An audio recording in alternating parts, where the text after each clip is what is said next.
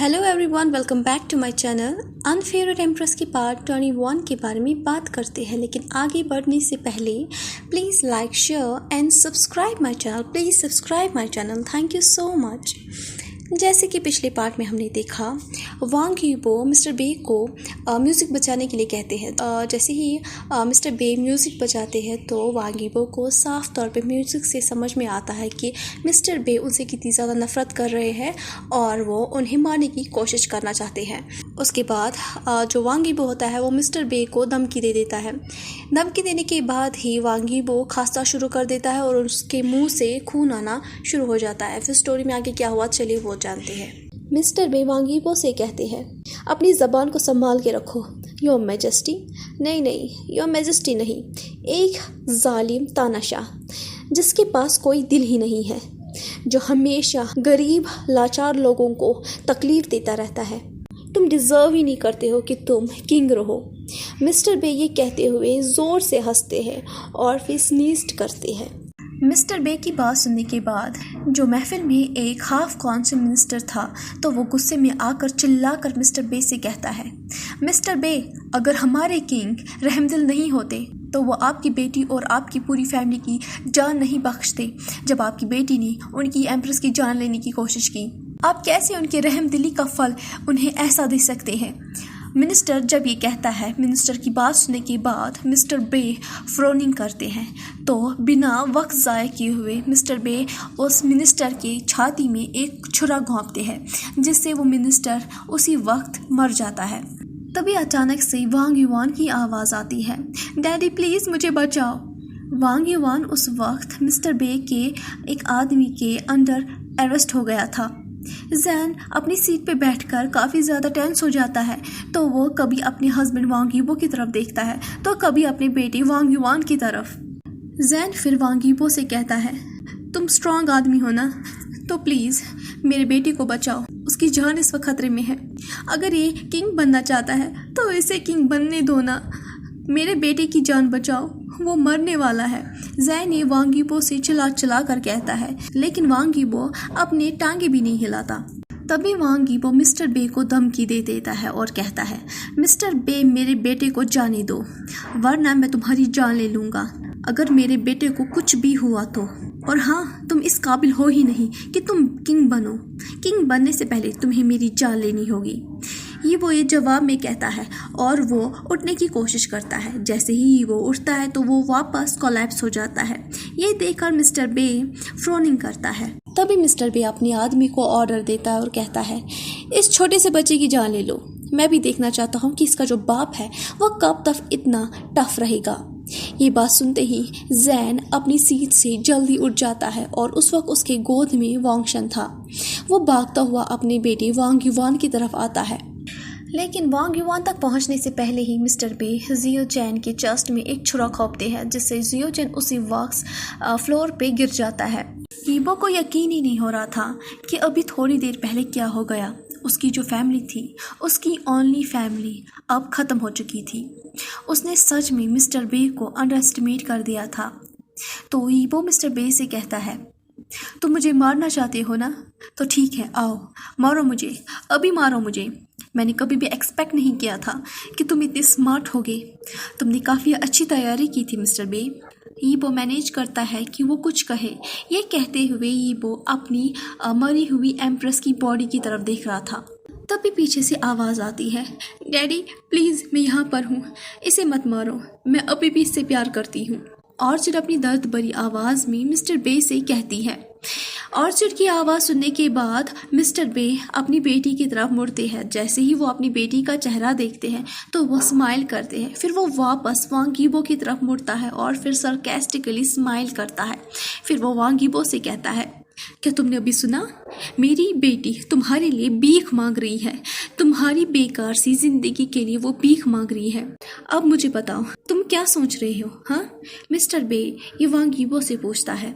यीबो orchid की तरफ नफरत से देखता है। फिर वो मिस्टर बे से कहता है, तुम्हारी बेटी से प्यार करने से बेहतर है कि मैं मर जाऊं। ये कहते ही यीबो थूकता है।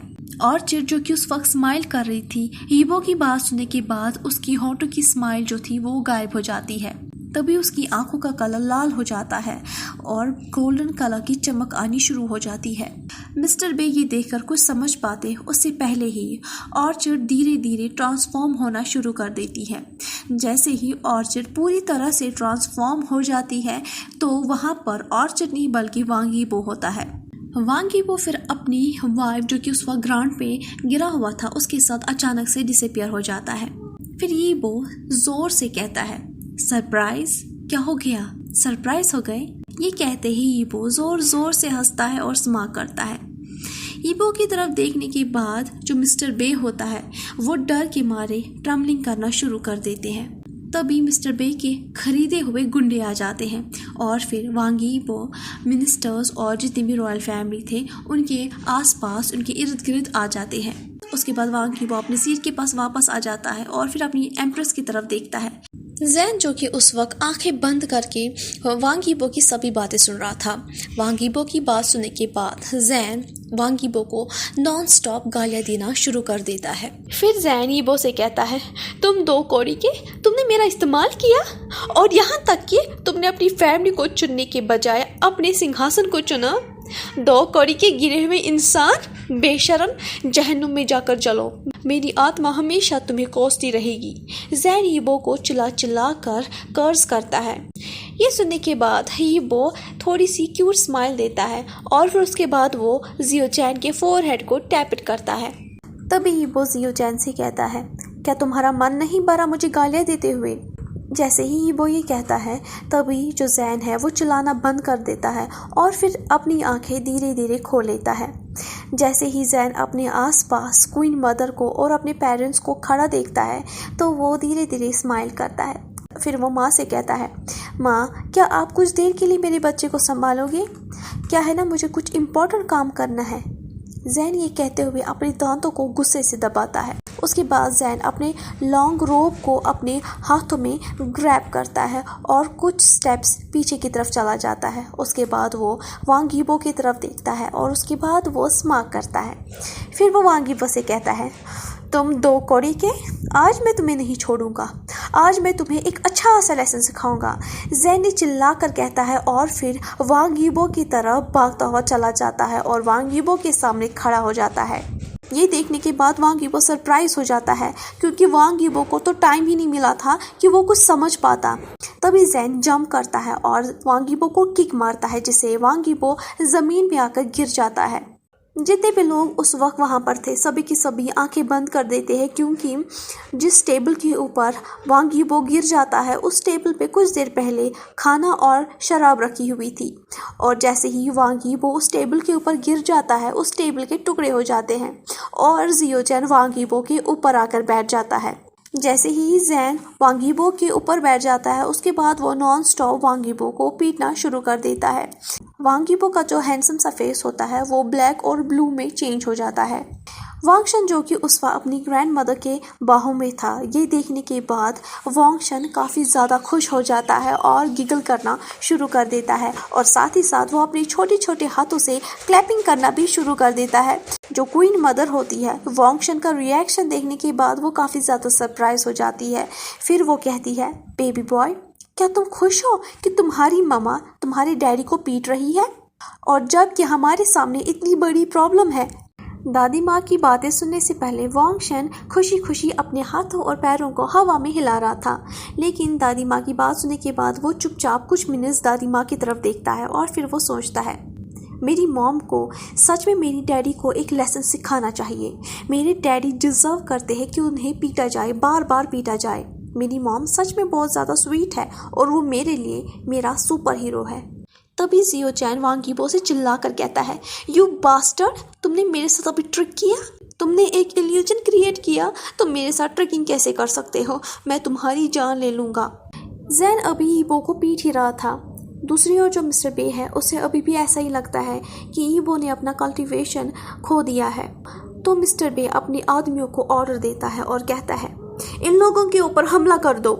मिस्टर बे की बात सुनते ही यीबो जियो चैन का हाथ थाम लेता है और दूसरी ओर मिस्टर बे की तरफ देखता है जो कि उस वक्त उड़ता हुआ आता है ताकि वो यीबो और जियो चैन की जान ले ले।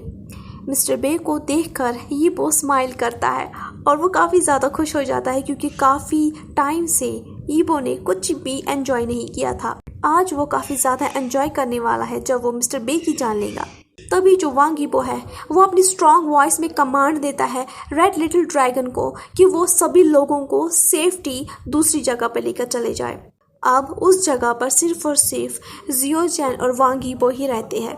जैन जिसने वांग ईबो का हाथ पकड़ा हुआ था और वो वहाँ से जाने के लिए मना कर देता है। तभी हज़ारों में लोग आ जाते हैं और फिर वो वांग ईबो और जियो चैन के आसपास खड़े हो जाते हैं।